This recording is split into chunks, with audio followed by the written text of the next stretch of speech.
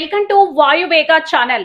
తిరుపతి జిల్లా శ్రీకాళహస్తి నియోజకవర్గంలో ప్రభుత్వ పాఠశాలను బలోపేతం చేసే విధంగా రాష్ట్ర ప్రభుత్వం వినూత్నంగా చేపట్టిన బడి పిలుస్తుంది కార్యక్రమాన్ని ఆర్పీబీఎస్ జడ్పీ బాలుర ఉన్నత పాఠశాల నందు ఉపాధ్యాయులు విద్యార్థులతో అవగాహన ర్యాలీ నిర్వహించారు.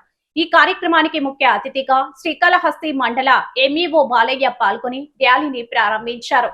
ఈ ర్యాలీ శ్రీకాళహస్తి పట్టణంలోని 4 మాడవీధుల మీదుగా సాగి పాఠశాలకు చేరుకుంది.